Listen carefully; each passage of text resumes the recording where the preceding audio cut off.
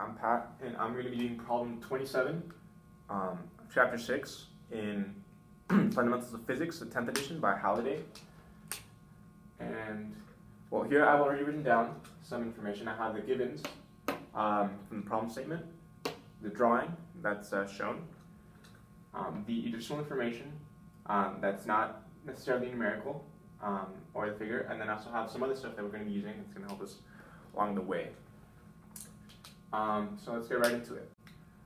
Here it says in the additional information that the positive x-axis is going up on the incline. So first thing we're going to do is we're going to define the axis with which we're working with.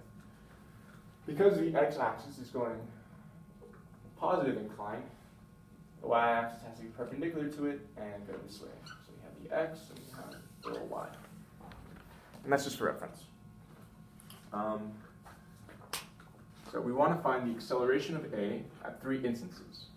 First one when it's at rest, second one when it's moving up on the incline, and the third one when it's moving down on the incline. And we have to present the answers in vector notation.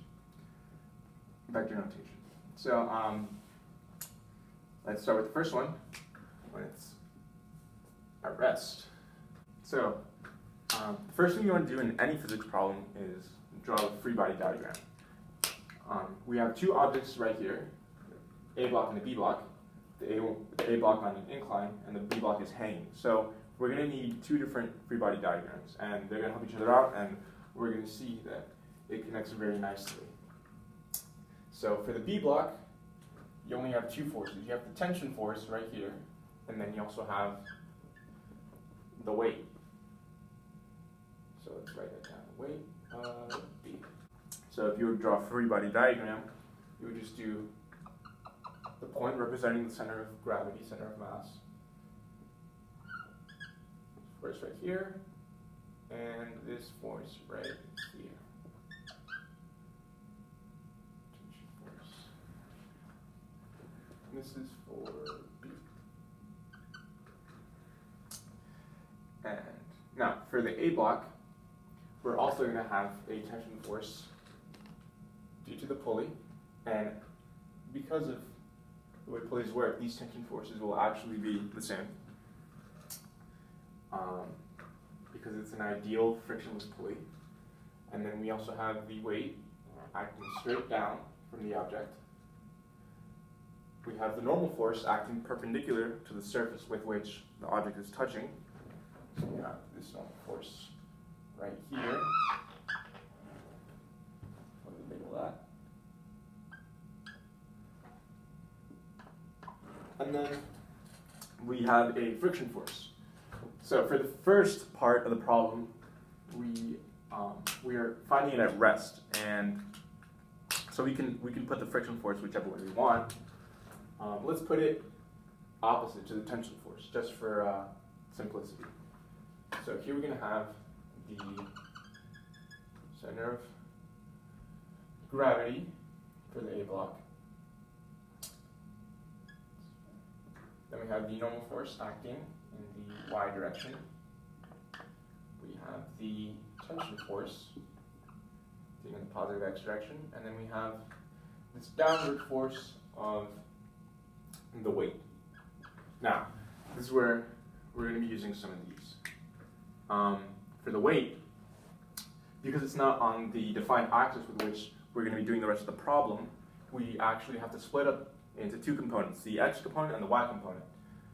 So, how do we do that? We use triangles, and using sine and cosine, we can actually split it up by the angle that's given to us in the problem. So, here I already drew it out, and I kind of drew the two components with which we're going to be splitting it up, right? If you have this one going straight down, we have these two, which will yield the total weight. So, because sine of theta is opposite of hypotenuse, and we're using this theta, which is actually the same one as the theta that's given to us right here, right? This theta, that theta, and this theta. We can use sine to show opposite of the angle, which will be the x component of the weight. X component over the total weight, because we have the weight as the total weight as a hypotenuse. And then we also have, same for the cosine, but you know, the adjacent side. So we have a y and w of a. Now, we can rearrange these and actually figure out the individual components, and we're going to have, using some algebra, right, for each one, we're going to write down that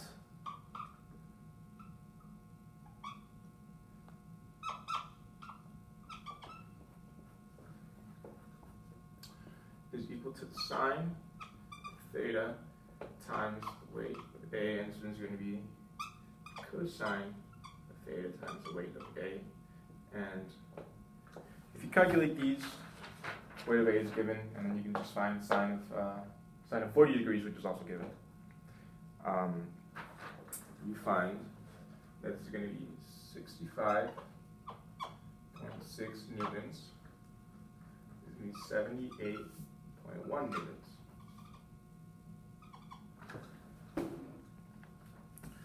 Now we can accurately finish this free body diagram. And we have the y component of the weight going this way. And I'm just going to write that as like this. And we're going to reference this for the number. And we also have the x component going this way. And for this problem, I'm going to put the friction force this way. All right. So, because it's at rest, we use the static coefficient of friction. And that's because static is related to objects that are at rest.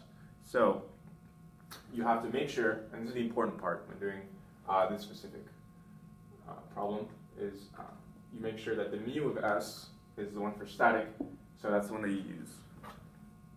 So, static friction is kind of, it's kind of like the boundary that you need to pass to be able to make the object move. So if the maximum static friction that you can achieve, which you can find using this equation, if you get a friction that's less than that by using Newton's third law, then you can kind of you can safely say that the object isn't going to move because you need more force to overcome the friction force. So let's find the maximum friction force first. And you have, write this right here. So you have mu of s, f of s max is equal to mu of s times the normal force. Now, do we know the normal force? No, we can find it out using Newton's third law. Newton's third law says that sum of the forces equals to the mass times acceleration, or 0 if it's not moving, because the acceleration will be 0, and that will just cancel out the mass too. So let's do the sum of the forces in the y direction. I'm going to write this right here.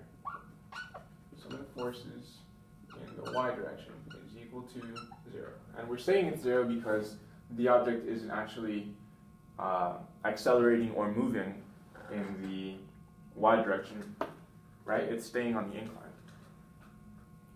So, 0 is equal to the normal force minus the y component of the weight of the A block.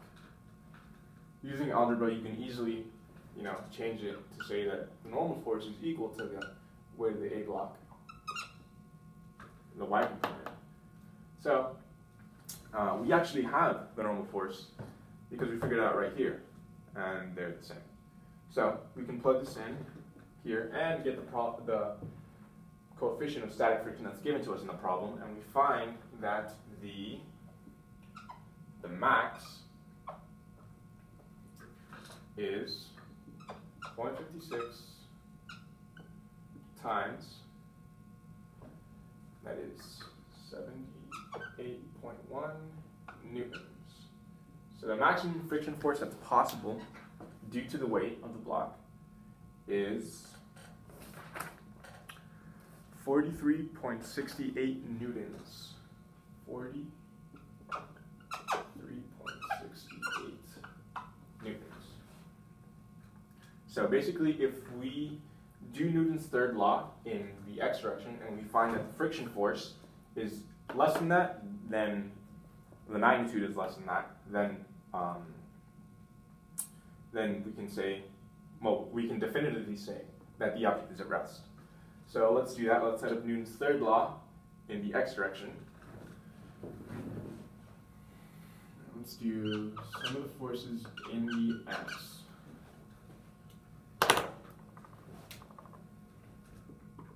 Equal to, we have a tangent force going in the positive direction.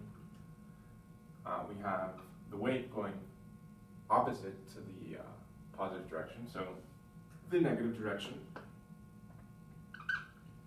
And then we have this friction force, which doesn't really go in a direction, but we can put it in whichever direction we want. And if we get a negative answer, then we can just say it was in the opposite direction, which we assumed it was.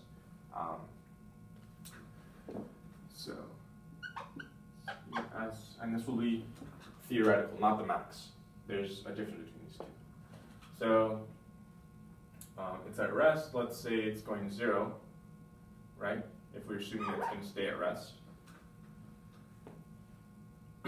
So you have 0 is equal to the tension, which is an unknown in this problem. But looking at the free body diagram of the B block, we see that the only force acting on it, the only forces are the tension and the weight, which means if the whole thing is at rest, they're going to be equal by Newton's third law as well. So the tension here is equal to the weight here. So weight of B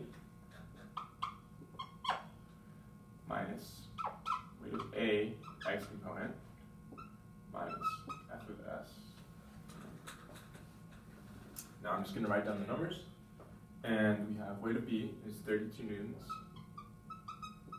32 newtons minus x component of the weight of A, which is 65.6 newtons. And then the friction force, which is the unknown. And we solve for it, and we get that the friction force here, the one acting on the block, is, and we get that the answer is negative 33.6 newtons. Now, what does a negative mean? It just means that we assumed it was in the wrong direction, but for this it doesn't really matter because we're looking at the magnitude. That's what's the important thing. So the magnitude of this, which would be 33.6, is still less than the maximum static friction, which is possible.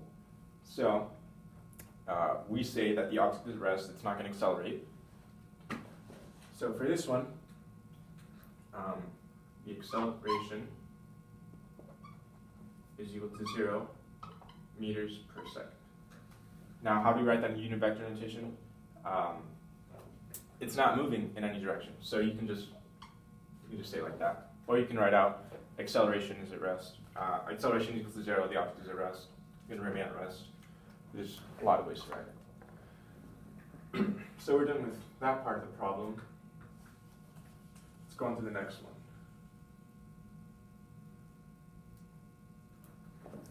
Now I'm erasing the friction because we just assumed it was in that direction for the problem, but it might change for the next one. Because friction actually works opposite to the direction of motion. So if you have an object moving this way, the friction force is going to be reacting this way. And that's what's important for the next two parts, because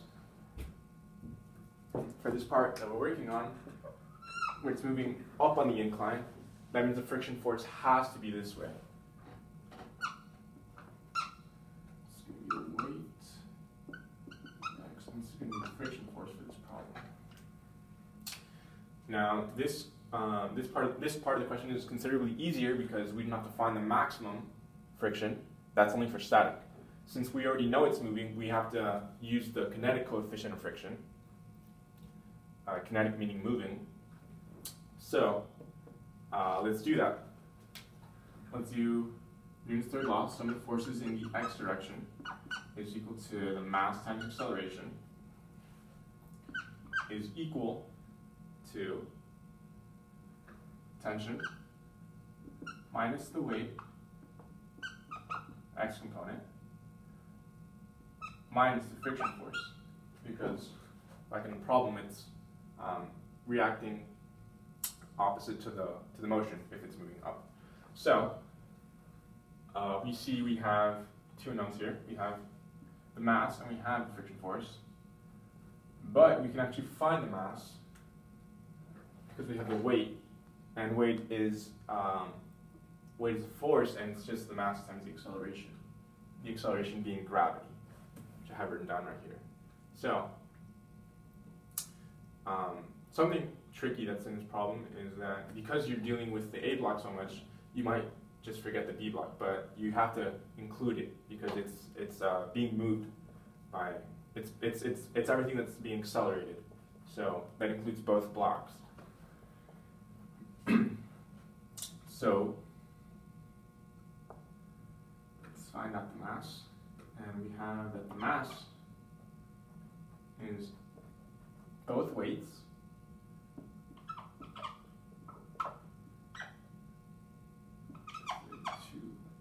newtons divided by the gravitational constant,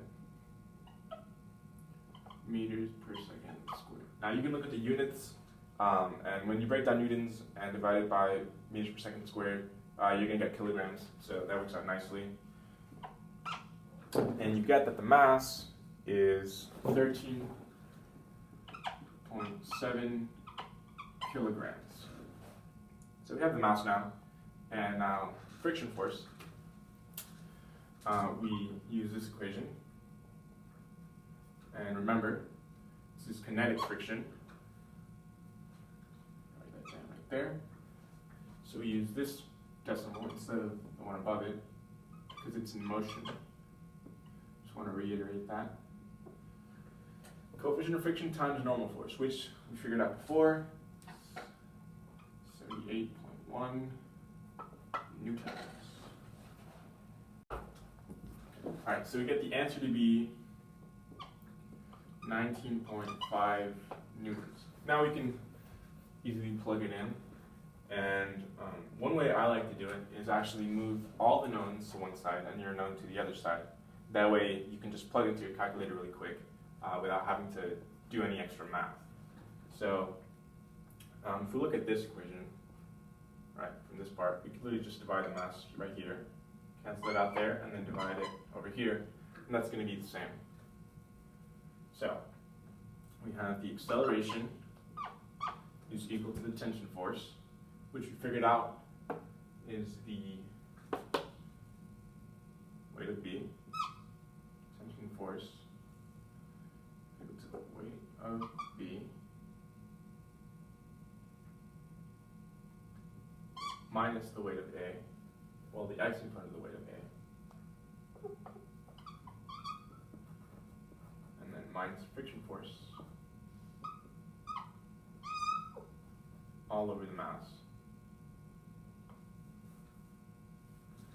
So if you plug in the numbers, you're going to get 32 newtons minus 78.1 newton minus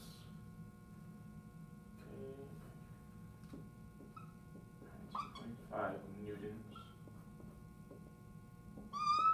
all over 13.7 kilograms. And you got that your answer is negative 3.9 meters per second squared. The negative meaning that it's actually it's decelerating. So while the motion is this way, it's decelerating and trying to accelerate in the negative x direction. So as because it's going only in the x direction, we can add the unit vector for the x direction, which is the I hat, you add it right there, I hat. So this is now your answer for B. Acceleration and the acceleration vector is negative 3.8 meters per second squared, I hat. And that's your answer for part B. Now for part C, it's actually going to be the same thing, well, setting up the same way, but like I said, the friction force reacts in the opposite direction of the motion, and since it's going to be moving down, the friction force will actually be this way now. Because motion is this way, so the friction force has to react to it this way. So, let's see. Let me erase this so we have space to work. I'm going to rewrite this new Newton's law. Right. Mass acceleration is equal to the tension force plus, because it's moving in the x direction, friction force minus the weight of the A block.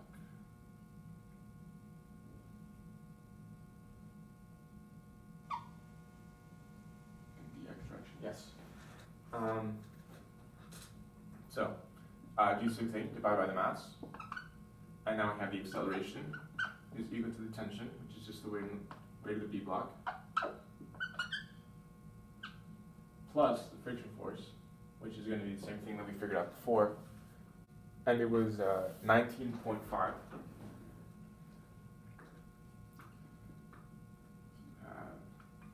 32 plus 19.5 minus x component of the weight, 65.6. Over the mass, which is 13.7. And here we just plug and chug, plug into the calculator, and we get that the answer is -1 meters per second squared.